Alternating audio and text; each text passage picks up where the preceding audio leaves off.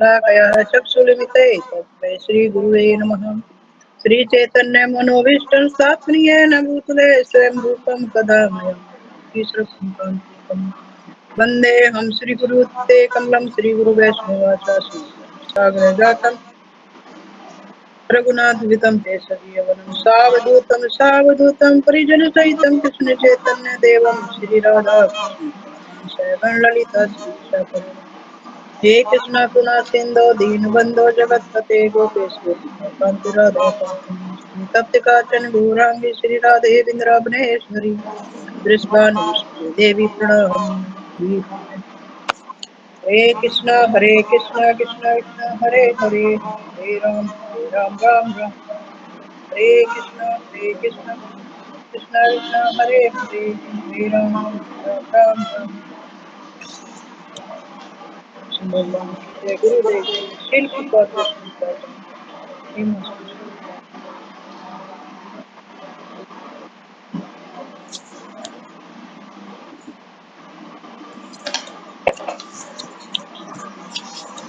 अध्याय 3 वास्तविक उन्नति भगवान को जानना है।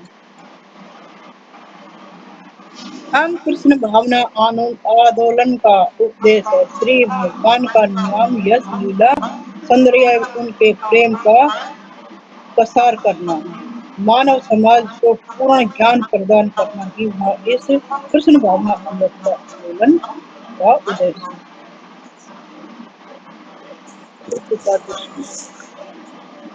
देवी देवताओं और सज्जनों, आप लोगों ने इस कृष्ण भावना अमृत आंदोलन में सम्मिलित होने की जो कृपा की है, उसके लिए मैं आपका आभारी हूँ। श्रील प्रभुपाद कह रहे हैं सबको कि हे सज्जनों, ये देवी देवता जो भी आप आए हो, ये कृष्ण भावना का आंदोलन है, उसमें आप सम्मिलित हुए तो मैं मैं आपको आपका अभिनंदन करता हूँ। न्यूयॉर्क में जब इस संघ का सन 1966 में पंजीकरण किया गया, तब एक मित्र ने परामर्श दिया था कि इसका नाम कृष्ण भावना अमृत संघ होना चाहिए। जब ये न्यूयॉर्क पार्क में सबसे पहले वहीं पे सारे कठिन हुए और 1966 में श्रील प्रभुपाद ने इसका सबको सम्मिलित किया और इसका श्रीमद् भागवत के लिए किया रखा, तो सब एक मित्र था, उसने परामर्श दिया कि इनका नाम क्या होना चाहिए, भगवत भावना अमृत संघ होना चाहिए। उन्होंने सोचा कि कृपा नाम संप्रदाय है, क्योंकि ये जो कृष्ण भावना अमृत है, ये संप्रदाय सारे संप्रदाय मतलब जैसे ब्रह्मा जी ने सूर्य भगवान को दिया, फिर ऐसे परंपरा से ये जो संप्रदाय, इसी को संप्रदाय कहते, तो उसी को से ये निकलता है यही नाम। तो ये कृष्ण हिंदुओं के भगवान का नाम। कृष्ण कौन है? हिंदुओं के भगवान का नाम है, क्योंकि और लोग नहीं वो करते ना, तो इसने उन्होंने बताया है कि ये जो संप्रदाय है, इसका कृष्ण जो सबसे ज्यादा मानते हो कृष्ण, हिंदुओं के भगवान का नाम है कृष्ण। परंतु वास्तविक तो यह है कि यदि भगवान का नाम ही हो सकता है यह है, तो वह कृष्ण ही है। और कह रहे हैं अगर कोई नाम हो सकता था, वो क्या है? भगवान का ही नाम होना चाहिए, और कृष्ण ही सबसे अच्छा नाम है। वास्तव में भगवान का कोई विशेष नाम नहीं है। यह कहने पर हमारा अभी प्रयास यह है कि कोई नहीं जानता कि उनके कितने नाम हैं। भगवान अनंत हैं और अनंत उनके नाम भी अनंत होने चाहिए। कृष्ण कोई भी ये नहीं जानता कि भगवान के नाम कितने हैं, क्योंकि उनके नाम अनंत हैं और भगवान भी स्वयं अनंत है, उनका कोई पार नहीं पा सकता। इसलिए हमारा प्रयोजन एक नाम से सिद्ध नहीं हो सकता। इसलिए जो हम है कृष्ण के नाम से ही, मतलब हमारा जो प्रयोजन है वो एक नाम से ही नहीं होता, भगवान के अनेक नाम है, अनेकों अनेक। इसलिए हो सकता है। उदाहरण के लिए श्री कृष्ण को कभी कभी यशोदा नंदन, देव की नंदन, वसुदेव तथा नंद नंदन भी कहा जाता है। और भगवान के नाम है एक नहीं है। जैसे कृष्ण भगवान को उदाहरण दिया है इसमें श्री प्रभुपाद ने कि यशोदानंदन, श्री कृष्ण के कई बहुत नाम है। यशोदानंदन, देवकी नंदन, वसुदेव नंदन और नंद नंदन कहा जाते हैं, क्योंकि यशोदानंद के तो उसमें यशोनंद के पुत्र हो गए और देवकी ने जेल में जन्म दिया था, देवकी के पुत्र भी कहा जाता है। और वसुदेव भी, क्योंकि कंस की जेल में इन्होंने जन्म लिया था, देवकी नंदन और वसुदेव दोनों ही जेल में थे कंस की, तो वहां पे उन्होंने जन्म लिया, तो इसीलिए उनके भी वे पुत्र हुए। और नंद नंदन, तो जो नंद महाराज थे उनके वहां पे इस कृष्ण भगवान को ले जाया गया था, तो यशोदा के भी पुत्र कवाए और नंद नंदन। वे यशोदा माता देवकी जी की वसुदेव या नंद महाराज के पुत्र हैं। कभी कभी वे पार्थ साथी कहलाते हैं, जो यह बताता है कि उन्होंने अर्जुन के सारथी के रूप में कार्य किया था। कभी कभी अर्जुन को पार्थ कहा जाता है, अर्थात पिता प्रथा कुंती के पुत्र हैं। तो कृष्ण भगवान है जो उनको पार्थ, उन्होंने अर्जुन के, जब ये महाभारत का युद्ध हुआ तो कृष्ण भगवान ने अर्जुन का रथ चलाया था, तो ये उनका नाम एक पार्थ। तो कृष्ण भगवान अर्जुन के सारथी बने थे, तो अर्जुन भगवान को पार्थ कहते थे। पार्थ, पार्थ माने भाई, मित्र, और वे उनकी बुआ के पुत्र थे। भगवान अपने अनेक भक्तों के साथ अनेक प्रकार का व्यवहार करते हैं। भगवान जो है अपने भक्तों के साथ अनेक प्रकार का व्यवहार करते हैं, और उन व्यवहारों के अनुसार भी भगवान का एक विशेष नाम हो जाता है। किंतु भगवान के असंख्य भक्त हैं और उन भक्तों के साथ उनके असंख्य संबंध भी हैं, जानते उनके असंख्य नाम भी हैं। इस प्रकार हम किसी पर ही टिक नहीं सकते, परंतु कृष्ण नाम का अर्थ है सर्व आकृष्ट भगवान। कृष्ण भगवान के अनेक ही भक्त हैं, अनेक ही मित्र हैं, तो हम उन असंख्य संबंध है, उनका एक नाम तो हो ही नहीं सकता। जैसे कोई मधुसूदन कहता है, कोई नरसिंह अवतार, जैसे भगवान के नाम बहुत हैं। वसुदेव, वसुदेव, नंदनंदन, यशोदानंदन, इतने बहुत सारे नाम हैं। कृष्ण नाम का अर्थ है, और भगवान का एक नाम है कृष्ण, जो सबको आकृष्ट करते हैं अपनी तरफ। भगवान का इतना इतना अच्छा नाम है, आकृष्ट के होने वाला नाम है, जो सबको अपनी तरफ आकृष्ट करते हैं, मोहते हैं, आकृष्ट करते हैं। यही भगवान की परिभाषा है। हमें भगवान कृष्ण के अनेक चित्र के दर्शन किए हैं, और उनमें देखा है कि वृंदावन में गाय, बछड़े, पशु, पक्षी, वृक्ष, पौधे तथा यहाँ तक कि जल को भी आकर्षित करते हैं।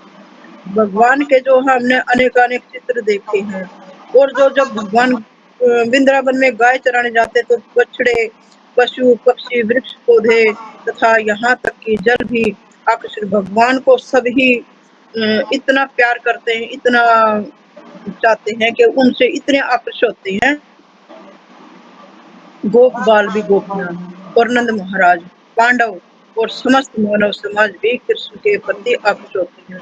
जैसे गोप बाल गोपियां और नंद महाराज, पांडव और समस्त मानव समाज, जो सारा समाज है, भगवान के नाम से और भगवान की लीलाओं से इतने आकर्षित होते हैं कि उनको देखना ही पसंद। इसलिए यदि भगवान को किसी विशेष नाम से, इसलिए भगवान इतने आकर्षक हैं कि भगवान का नाम कृष्ण है। कृष्ण, कृष्ण माने अब। समग्र वैदिक साहित्य के रचयिता श्री व्यासदेव के पिता महर्षि परशुराम, पराशर ने भगवान की निमित्त परिभाषा दी है। वैदिक शास्त्र, जिसने वैदिक के साहित्य के रचयिता व्यासदेव थे और उनके पिता महिष मतलब मुनि पराशर ने भगवान की निमित्त परिभाषा दी है। उन्होंने इतना भगवान के लिखा है उन्होंने पराशर मुनि ने कि ऐश्वर्य, उनके बहुत सारे ऐश्वर्य लीलाएं उन्होंने लिखी हैं। ऐश्वर्य समराश्य वीर्यश्य यश है श्रिय ज्ञान वैराग्यो वैश्य वैषणा भंग इति इति गान। विष्णु पुराण में 6.5 और 47। इस प्रकार पराशर मुनि की परिभाषा के अनुसार पूर्ण पुरुषोत्तम भगवान उन्हें कहा जाता है। पराशर मुनि ने उनको कहा कि भगवान क्या है? पूर्ण पुरुषोत्तम भगवान है और वह 6 ऐश्वर्य पूर्ण है। उनके 6 ऐश्वर्य हैं, जैसे सौंदर्य, ज्ञान, धनवान और 6 ऐश्वर्य है ना उनके, वैभव, ज्ञान, वैराग्य, सौंदर्य, बलवान। उनके ये 6 ऐश्वर्य हैं भगवान के, जो पराशर मुनि ने उनके बारे में बताया है। पूर्ण पुरुषोत्तम भगवान सभी प्रकार की संपत्ति के स्वामी है। और जो कृष्ण भगवान है,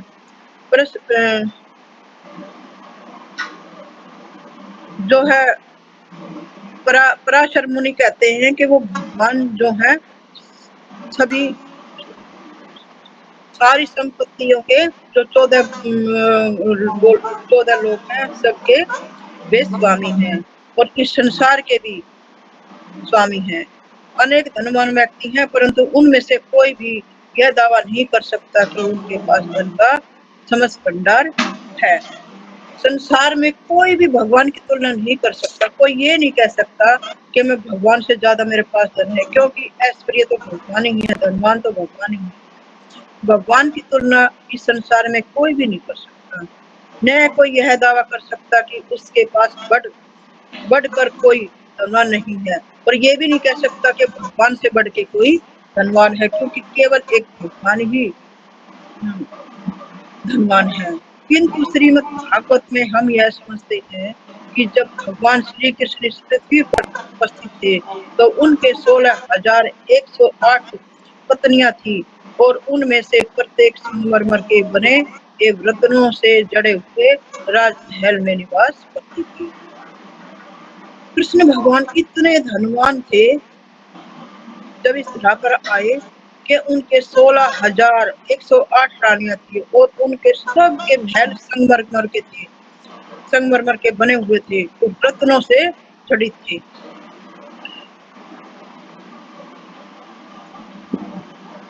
और कमरों में हाथी दांतों और सोने से बना हुआ फर्नीचर था। और उन महलों में क्या था कि हाथियों के दांत से बने हुए और सोने से जड़ित फर्नीचर बनाए हुए थे। अतुलित वैभव स्थान के पर बिखरा था। वैभव, हीरे मोती, मतलब इतना भरा हुआ था उनमें कि कोई गिन नहीं सकता, इतने धनवान। मानव समाज के इतिहास में हम किसी को भी नहीं पा सकते। मानव जो समाज है, यो संसार है, इसमें हम इनसे ज्यादा धनवान किसी को भी नहीं पा सकते। और भगवान ने 16,108 इस रानियों में सब में अपना ही उन्होंने विस्तार कर दिया। ये नहीं था कि भगवान आज एक के साथ है दूसरे के साथ नहीं, अपने 16,108 विस्तार कर दिए, रूप दे दिए। हर एक रानी के साथ हर एक महल में रहते थे और विद्वान मतलब रहते थे एक ही साथ व्यक्तिगत रूप से प्रत्येक राजमहल में विद्वान रहते थे। इसका अर्थ यह हुआ कि उन्होंने 16,108 में अपना विस्तार कर दिया। भगवान ने अपना विस्तार हरेक 16,108 रूप बना दिया और हरेक रानी के साथ व्यवहार करते थे। एक साधारण मनुष्य के लिए यह कार्य असंभव है। जो संसार का मनुष्य है उसके लिए कार्य असंभव है, कर ही नहीं सकता, वो तो भगवान ही कर सकते हैं। परंतु श्री भगवान के लिए यह कठिन नहीं है। भगवान तो चाहे जो कुछ कर सकते, उनके लिए क्या कठिन। यदि भगवान अनंत है, भगवान अनंत है, वे अपना अनंत रूप में विस्तार कर सकते हैं। भगवान अनंत है और अनंत ही, भगवान को कोई पार नहीं पा सकता, और वो इतने ही अपने रूप, अनंत रूप बना सकते हैं, जहाँ तो अनंत शब्द का कोई अर्थ ही नहीं रह जाता, जहाँ इतने रूप बना देते कि अंत कह ही नहीं सकते कि कहाँ अंत होगा, कहाँ सब समाप्त होगा। भगवान सर्वशक्तिमान है। वे 16,000 क्या 1,60,00,000 का निर्वाह कर सकते हैं। भगवान के लिए 16,000 तो क्या रानियां है, वे तो 1,60,000 पत्नियों का निर्वाह कर सकते हैं। फिर भी उनको कोई कठिनाई नहीं हो सकती। अन्यथा सर्वशक्तिमान शब्द का कोई अर्थ नहीं है। वे सभी बातें आकर्षण उत्पन्न करने वाली हैं। इस भौतिक जगत में हमें अनुभव है कि यदि कोई मनुष्य अत्यंत धनवान है तो वह आकर्ष बन जाता है। उदाहरण के लिए अमेरिका में रॉक फेदर और फोर्ड और फोर्ड अपनी संपत्ति के कारण लोगों से प्रबल आकर्षण के मात्र है। संसार की पूर्ण संपूर्ण धन संपत्ति के स्वामी नहीं होने पर भी वे सर्व आकर्षण है। अतः भगवान कितने अधिक आकर्षक होंगे जो कि संपूर्ण संपत्ति के स्वामी है। अमेरिका में दो व्यक्ति थे रॉकफेलर और फोर्ड। उनके पास इतनी संपत्ति थी कि लोग ना उनसे आकर्षित होते थे, उनको देखते थे कि इनके पास कितना धन है, और वो धन से ही पहचाने जाते थे। लेकिन फिर भी संसार में उनको भी संपूर्ण धनवान नहीं कहा जाता, कह सकते भगवान के सामने। भगवान की तो इतनी अधिक संपत्ति है कि उनके आगे वो भी फीके हैं।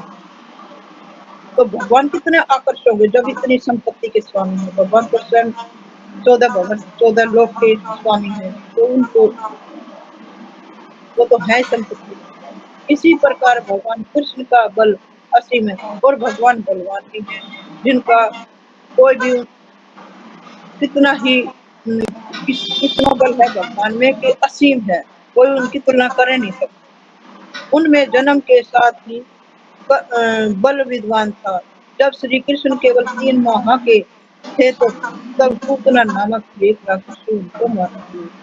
जब भगवान का बल इतना था कि जब राक्षसी पूतना, जो कंस की बहन थी, वो भगवान को मारने के लिए आई, अपने छाती में कालकूट नाम का जहर लगा के भगवान को मारने के लिए आई। तो भगवान ने 3 महीने के ही थे, तो भगवान ने उसको पकड़ा और आकाश में ले गए और उसकी छाती का सारा दूध खींच लिया, और उसके दूध के साथ उनके प्राण भी खींच लिए। और वो इतनी कह रही थी छोड़ दो, लेकिन भगवान का स्वभाव है, जब एक बार किसी को पकड़ लेते हैं वो छोड़ते नहीं, और पूतना का उद्धार करके और उनकी ज्योति अपने में मिला ली। तो पूतना का भगवान ने 3 महीने के, इतना बल था भगवान, 3 महीने के होने के बाद भगवान का वो पूतना का पूतना की लीला समाप्त कर दी। भगवान ने वे किसी ध्यान अथवा योगी बल के द्वारा भगवान नहीं बनते।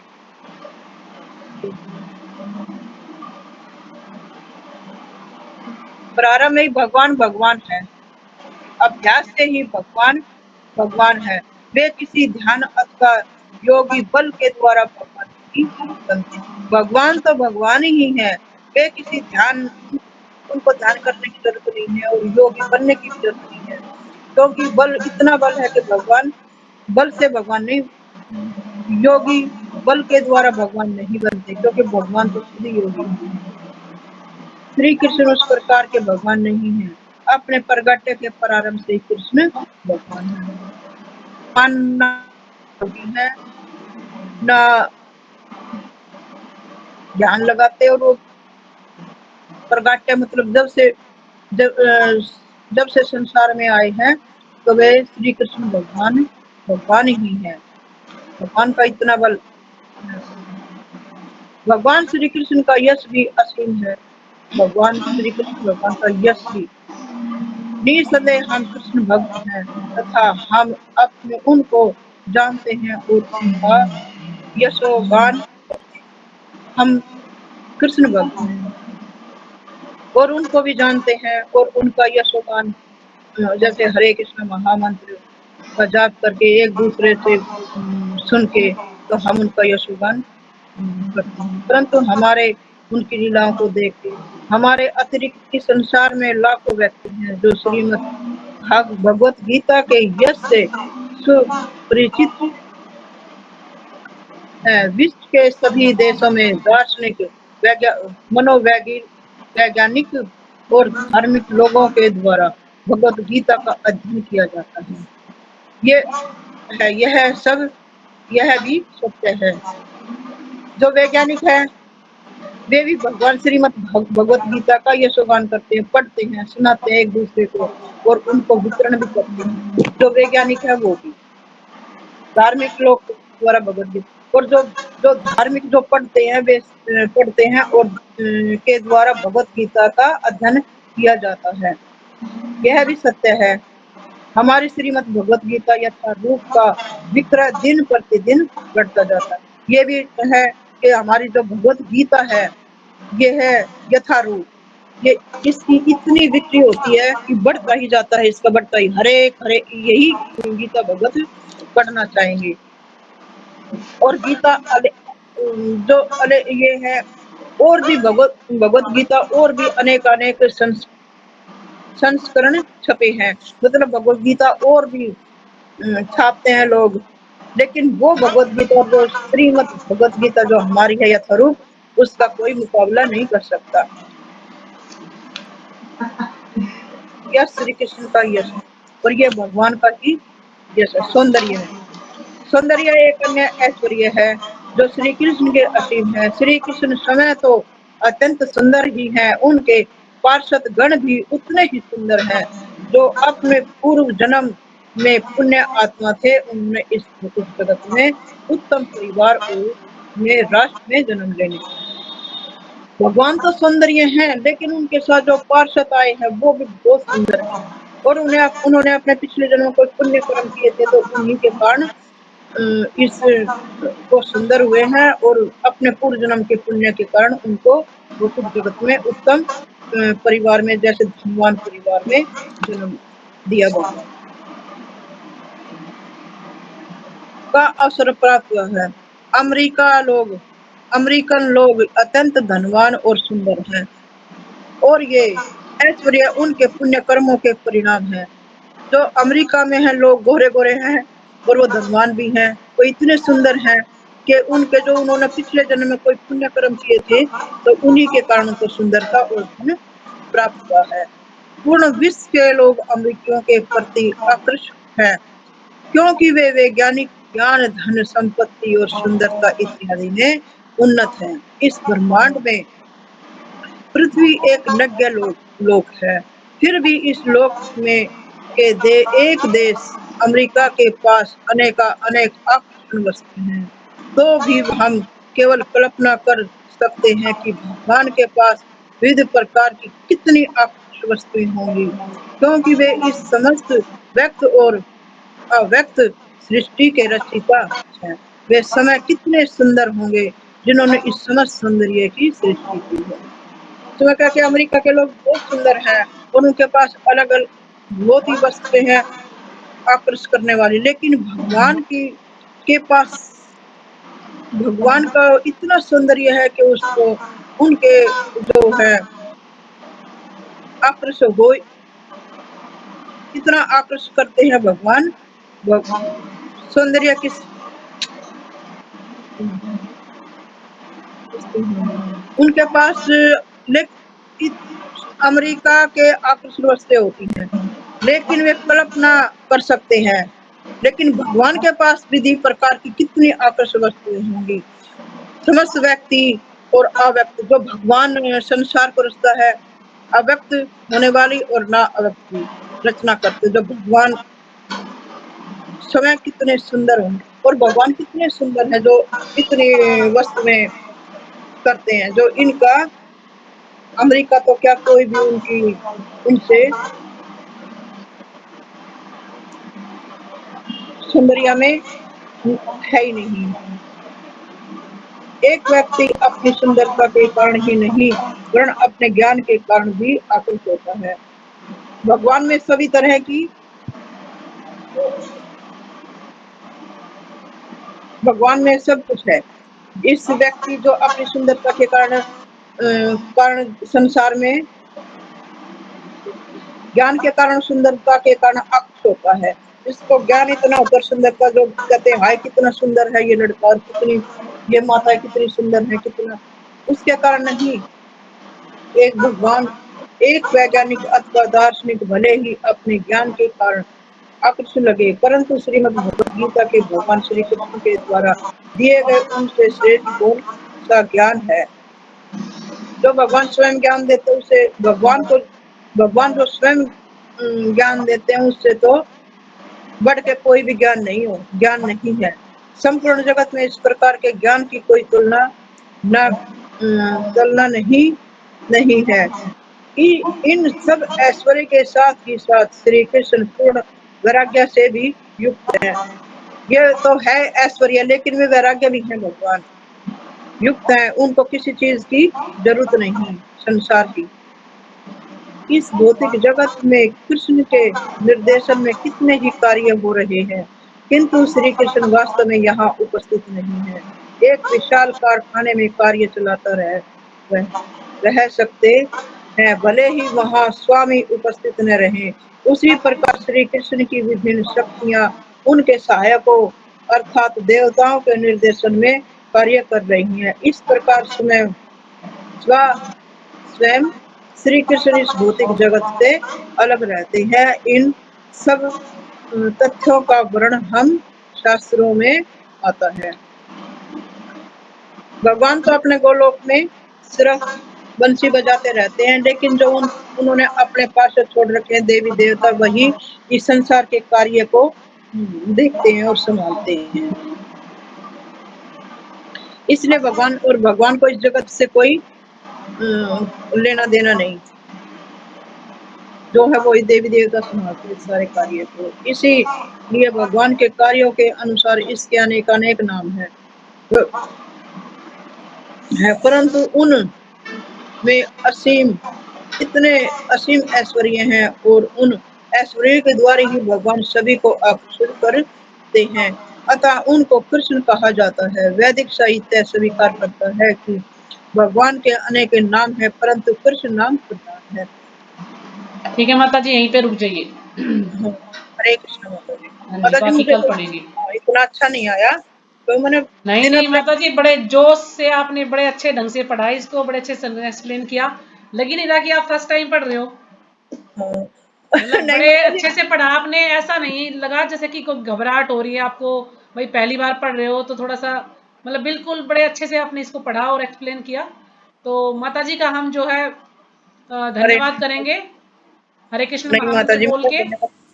हरे हरे कृष्णा कृष्णा हरे कृष्णा कृष्णा कृष्णा कृष्णा हरे कृष्णा हरे हरे हरे हरे राम हरे राम राम राम हरे हरे। हरे कृष्ण माता जी दंडवत और प्रणाम। गीता माता जी का भी हम धन्यवाद करेंगे हरे कृष्ण महामंत्र बोल के, इन्होंने बड़ा अच्छा कीर्तन किया था। तो एक बार फिर से बोलिए, हरे हरे कृष्णा कृष्णा कृष्णा कृष्णा हरे कृष्णा हरे हरे हरे हरे हरे राम राम राम हरे राम राम हरे हरे। तो दोनों माताओं ने बहुत हरे अच्छे से कृष्ण अपनी माता जो जी। है जो सेवा इनको मिली थी इसको अच्छे से पढ़ाते निभाया। थे तो क्या पता हम कुछ आगे भी जाएंगे। आप जो है ऐसे ही अपनी सेवा अच्छे से निभाते रहिए। हरे बहुत कृष्णा अच्छा माता लगा। जी। माता जी मैंने दिन में ना बहुत अच्छी तरह याद किया था 14 लोगों के नाम भी, जैसे नहीं बहुत ये अच्छा एक्सप्लेन किया माता जी आपने, कोई भी फिर परेशानी वाली बात नहीं है। भूल गई माता जी, फिर भी मैं ये बताना, पर चलो जो मतलब भी। जो है लगा नहीं कि आप फर्स्ट टाइम बोल रहे हैं, बिल्कुल आपकी आवाज में पूरा जोश था, अच्छे से बोल रहे थे, बहुत अच्छा लगा। धन्यवाद माता जी तो आप कल कौन पढ़ेगा? रमा माता सभी जी आप माता। पढ़ेंगी? माता जी हाँ जी। माता जी हमारे ग्रुप में कोई तो अच्छा आया जो मतलब बिना नहीं नहीं, घबराहट के सभी बिना अच्छे उसके। हैं, सभी अच्छे हैं, लेकिन उन्हें पहली बार पढ़ाया ना माता जी ने। हाँ वो डरी थी कि मैंने पढ़ा नहीं, नहीं, तो जिस हिसाब से वो डरी तो माता जी थोड़ा को अच्छा ज्यादा पढ़ाऊंगी। एक्सपीरियंस है ना भाई, दीक्षा भी हो चुकी, बहुत सारी क्लासेस भी हाँ हाँ अटेंड हाँ करती हैं, हाँ, ये नहीं तो तो नहीं इस चीज का तो फर्क सुनने है। से ज्यादा, सुनने से फर्क तो पड़ता ही है माता जी। हाँ माता जी पुरानी। नहीं हाँ नहीं जी, कल पूनम का माता डिसाइड जी करते हैं। रमा माता जी आप पढ़ेंगी कल? रमा माता जी आप पढ़ेंगी कल? है नहीं रमा माता जी मेरे ख्याल माता जी। अच्छा, तो फिर कमलेश माता जी आप पढ़ेंगी?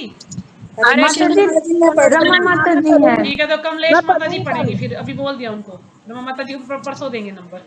आ गए रमा माता जी, अब आए हैं माता जी। हाँ, वो कई बार इनका मेरे ख्याल कुछ फोन वोन आ जाता है, नेट वीक है, बार बार ही नहीं आ अब रही। बोल तो रहे हैं वो रमा रमा माता माता जी। जी आप पढ़ेंगी क्या? हाँ माता जी मैं पढ़ूंगी कल। तो ठीक है, फिर कल आप पढ़ लेना, फिर कमलेश माता जी आप बृहस्पतिवार को पढ़ना, ठीक है? ठीक है माता जी। ठीक। ठीक है माता जी।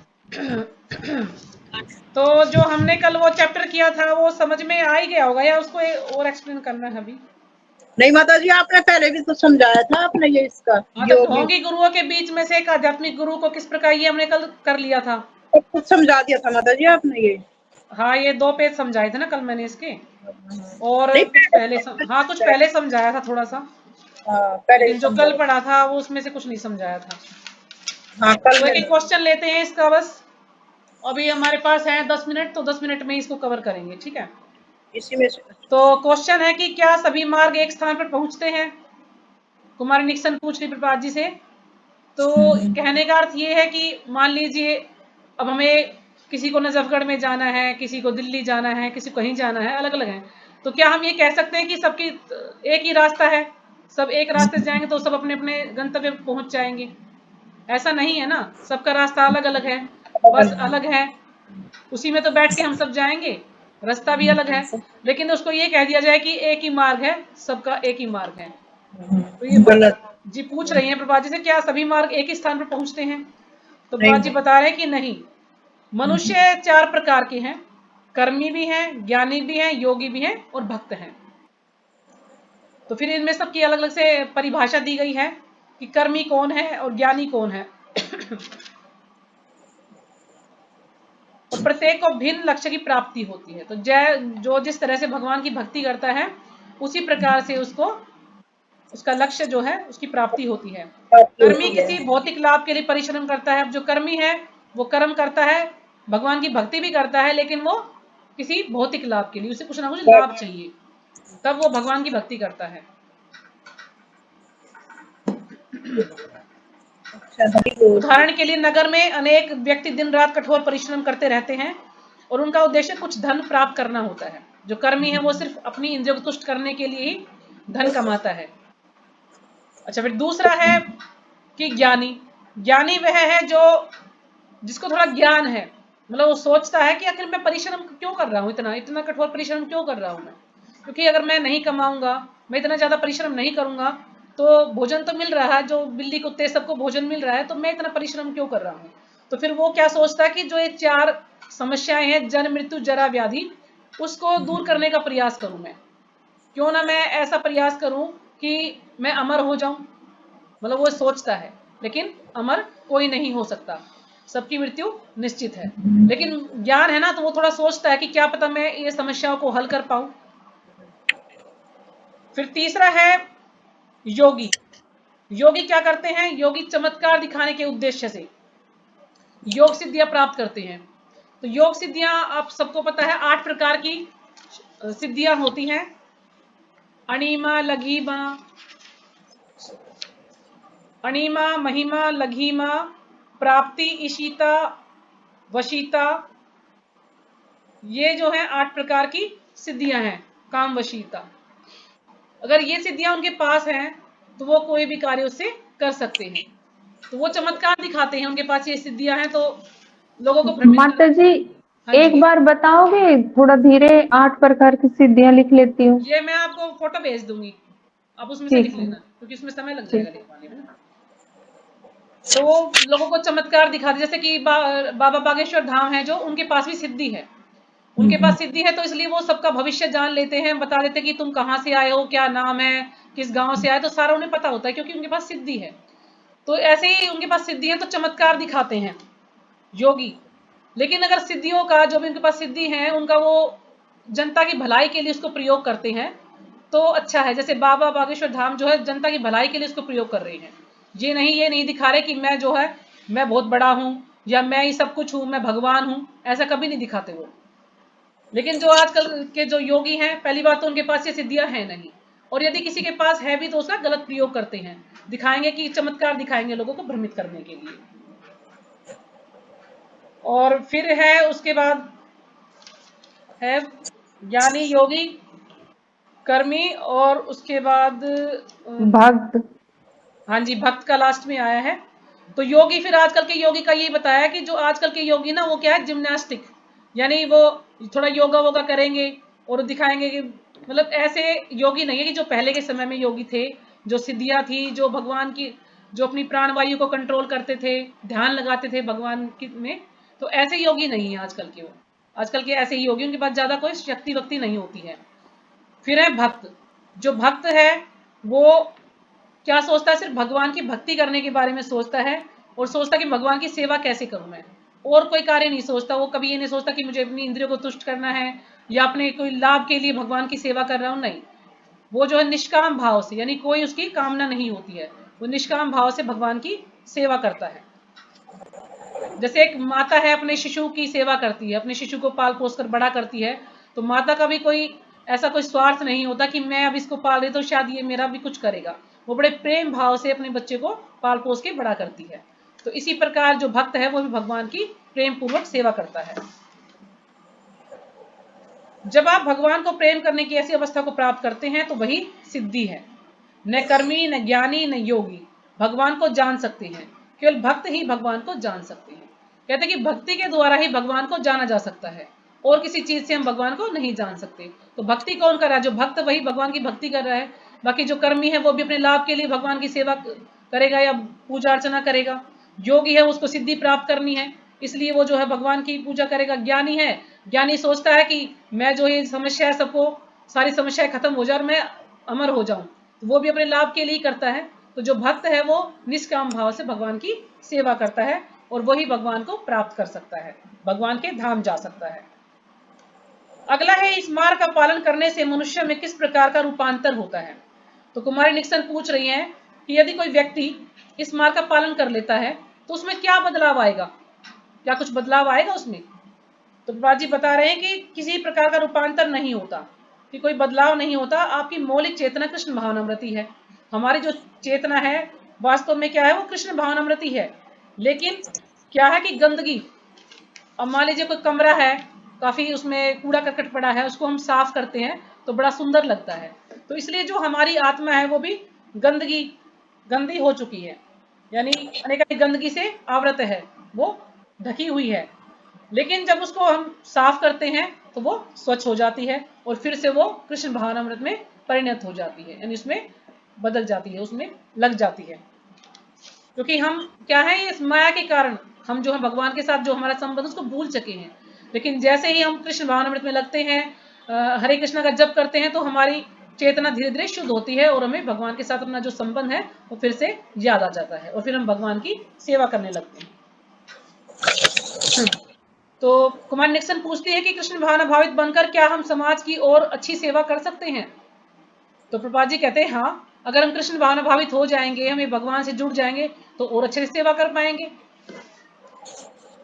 तो प्रभुपाद जी उदाहरण देते हैं, दिखा रहे हैं कि देखो जो मेरे भक्त हैं, ये ना तो कोई शराबी है, ना कोई मांसाहारी है, ना किसी में कोई भी ऐब नहीं है, कोई भी इसमें कोई कमी नहीं है, ना इनको कोई जो भयंकर कोई बीमारी है वो इनको परेशान करती है।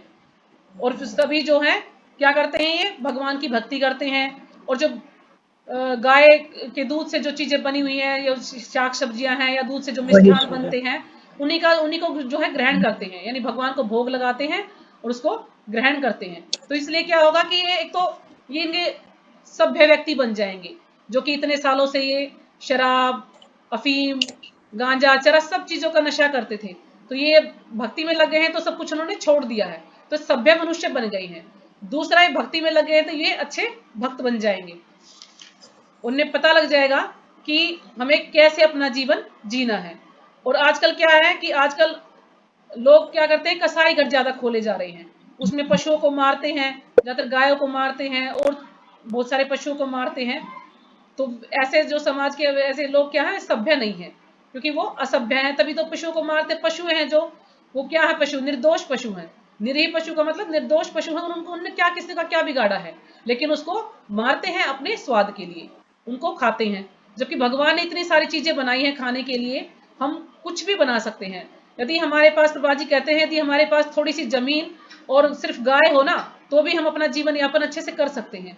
हमें और कुछ करने की, कमाने की कुछ भी आवश्यकता नहीं है, क्योंकि जमीन है तो उसमें हम जो है सब्जियां बो सकते हैं, अन्न बो सकते हैं, दालें बो सकते हैं। और गाय है तो गाय का दूध है, उससे हम खूब तरह की मिठाइयां बना सकते हैं, अच्छे अच्छे व्यंजन तैयार कर सकते हैं।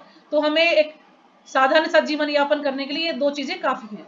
लेकिन आजकल लोग विदेशी और चीजों को चमक दमक में ज्यादा विश्वास रखते हैं कि इसके पास ये है तो मेरे पास भी होना चाहिए। अरे वो तो ऐसा जो है भोजन कर रहा है तो मुझे भी करना चाहिए, यानी दिखावा ज्यादा रह गया लोगों में। तो प्रभा जी यही समझा रहे हैं। तो प्रभा जी फिर बता रहे हैं कि पश्चिमी वर्जीनिया, ये एक अमेरिका में है, तो वहां पर उन्होंने नव वृंदावन जो है बनाया है प्रभा जी ने। वहां पर कुछ गाय हैं जिनका जो है दूध निकाला जाता है, और उनसे जो भी दर्शन करने के लिए आते हैं उनके लिए कुछ कुछ व्यंजन वहां पर बनाए जाते हैं, मिष्ठान बनाए जाते हैं, दही है, अरे छाछ है, मेरे को सब ना, कुछ। हाँ, जैसे कि रसगुल्ले बना सकते हैं हम दूध से, पनीर बना सकते हैं, और बंगाली जो स्वीट्स हैं कई, वो भी दूध से बन जाती हैं। उसको क्या कहते हैं, और भी मतलब बहुत सारी चीजें दूध से बनती हैं। गुलाब जामुन भी बना सकते हैं, कई मिठाइयां जैसे हैं। मिल्क केक, बंगाली स्वीट्स में बोलते हैं ना, क्या आता है वो बनाते हैं, उसको याद नहीं आ रहा मुझे मिल्क भी। बहुत है माता जी, तेरी मिठाइयों का नाम मत लो रात को। तो खीर कुछ है, भी मतलब है बना सकते हैं। प्रभात जी बता रहे हैं कि मुझसे अच्छे व्यंजन बना सकते हैं। और दही छाछ हम कुछ भी बना सकते हैं, लेकिन खीर फिर भी हम क्या करते हैं, बेचारी गायों को मारते हैं और उनका मांस खाते हैं अपने इंद्रियों को तुष्ट करने के लिए। तो हमें ऐसा नहीं करना चाहिए, हमें एक सभ्य मनुष्य बनना है, और गाय का गला नहीं काटना है, गाय को पालना है, अच्छे से सेवा करनी है उनकी। खीर, रबड़ी, पनीर। हाँ जी, तो इससे फिर हमारा क्या है, हमारा जो जीवन है वो और अच्छा हो जाएगा, मतलब हम अच्छे भक्त बन जाएंगे, एक सभ्य मनुष्य बन जाएंगे। अगला है, जी नहीं, मैं आपसे 100% सहमत हूँ, परंतु मुझे एक विषय को जानने की अत्यंत उत्सुकता है। क्या वेद प्रतीकात्मक रूप के साथ साथ अक्षर से भी स्वीकार किए जा सकते हैं? तो वो पूछ रहे हैं कि जो वेद हैं वो किसी प्रतीक के रूप में है, या वो ज्यों के त्यों, अक्षरशः का मतलब है कि ज्यों के त्यों, क्यों किसी प्रतीक के रूप में इस्तेमाल किए जाते हैं, या ज्यों के त्यों, जैसे कि मतलब उनका जैसा रूप है उसी में वो इस्तेमाल किए जाते हैं। जैसे कहते हैं ना कि एक औरत सिंदूर लगाती है तो उसे पता लगता है कि वो क्या है, वो शादीशुदा है, तो सिंदूर उसका प्रतीक हो गया। हमारे झंडा फहराते हैं तो झंडा किस चीज का प्रतीक है, हमारी आजादी का प्रतीक है। तो इसलिए कोई ना कोई ऐसा प्रतीक, तो वेदों को पूछते हैं कि क्या कोई वेद जो है किसी चीज के प्रतीक है, या वो जैसे हैं वैसे इसको यूज किया जाता, स्वीकार किया जाता है उनको। तो शिल्पा जी कह रहे हैं कि जी नहीं, वेदों को यथारूप ही ग्रहण करना आवश्यक, यानी वेदों का जो रूप है उसी में उसको स्वीकार किया जाता है। यथारूप यानी बिल्कुल जो उनका सही रूप है, उसमें कोई मिलावट नहीं है, प्रतीक के रूप में उनको इस्तेमाल नहीं करते। इसी कारण हम श्रीमद् भगवद गीता यथारूप प्रस्तुत कर रहे हैं। जो श्रीमद् भगवद गीता यथारूप प्रभा जी ने लिखी है उसमें यही है कि इसमें कोई मिलावट नहीं है, जैसा ज्ञान हमें मिला है वैसा का वैसा ही हम लोगों को दे रही है। न तो हम देख रहे हैं कि आजकल कितनी सारी गीता छपी हुई हैं, कोई अलग अलग जो है दार्शनिक हैं या कोई भी है जो भक्त हैं, आजकल सब गीता लिख रहे हैं, लेकिन उनमें वो ज्ञान नहीं है जो कि प्रभुपाद जी ने हमें दिया है। वो सब मिलावटी ज्ञान है, न ही श्लोक अच्छे से है, न उनका अनुवाद अच्छे से, न कोई तात्पर्य, कुछ नहीं है उनमें। तो वो पढ़ना, अगर उसको कोई पढ़ लेगा तो उसका मन भटक जाएगा, वो उसकी दिशा गलत दिशा में चला जाएगा, तो उसको हमें नहीं पढ़ना चाहिए। अभी आया था क्या है, जी उसी को पढ़ना है। हाँ जी। अध्याय 3 में। क्या आप पश्चिम में प्राचीन भारतीय जाति व्यवस्था को पुनर्स्थापित करने का प्रयत्न कर रहे हैं? गीता में तो जाति व्यवस्था का वर्णन आता है। तो जो कुमारी निक्सन है वो जाति व्यवस्था के बारे में पूछ रही है कि आप जाति व्यवस्था के बारे में भी वर्णन आता है। तो क्या आप उसे पुनः स्थापित करने का प्रयत्न कर रहे हैं? तो प्रभुपाद जी बता रहे हैं, जरा बताइए तो सही कि श्रीमद् भगवद गीता में जाति व्यवस्था का कहाँ वर्णन आया है? तो प्रभुपाद जी से पूछते हैं, कहाँ है जाति व्यवस्था का वर्णन गीता में? श्री कृष्ण कहते हैं, चातुर्वर्णम मया सृष्टम गुण कर्म विभागशः, मैंने मनुष्यों के गुण और कर्म के अनुसार 4 वर्णों की सृष्टि की है। तो श्रीमद् भगवद गीता 4.13 में इसके बारे में बताया गया है। तो प्रभुपाद जी ने जो वर्ण व्यवस्था है वो भगवान श्री कृष्ण ने ही उसको बनाया है, प्रभुपाद जी ने उसको नहीं बनाया है। तो हमारे 4 आश्रम है और 4 वर्ण है, ब्राह्मण, क्षत्रिय, वैश्य, शूद्र, ब्रह्मचर्याश्रम, गृहस्थाश्रम, वानप्रस्थाश्रम और संन्यासाश्रम। तो 4 आपने सुने भी होंगे, काफी बार लेक्चर में बताया जाता है। तो ये हमारे 4 वर्ण है, 4 आश्रम है। तो क्या है कि जो ब्राह्मण वर्ग है वो सोचता है कि हम ब्राह्मण हैं, हम तो भाई बहुत बड़े हो गए। तो प्रभुपाद जी यहाँ कह रहे हैं कि जब जन्म कोई व्यक्ति लेता है तो वो शूद्र ही माना जाता है, उसको हम ब्राह्मण नहीं कह सकते। अब मान लीजिए कोई डॉक्टर है, तो क्या हम उसके पुत्र को भी डॉक्टर कहेंगे? ऐसा नहीं हो सकता ना। जब वो डॉक्टर की पढ़ाई करेगा, कोई डिग्री हासिल कर लेगा, तभी तो उसको डॉक्टर माना जाएगा।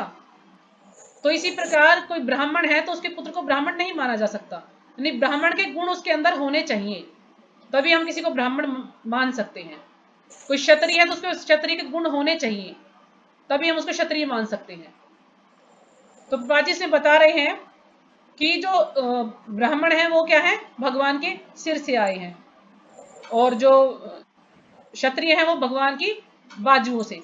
यानी जो ब्राह्मण है उनका कार्य है ज्ञान देना, और जो क्षत्रिय है उनका कार्य है रक्षा करना, और जो वैश्य है उनका कार्य है कृषि व्यापार करना, और जो शूद्र है उनका कार्य है सेवा करना।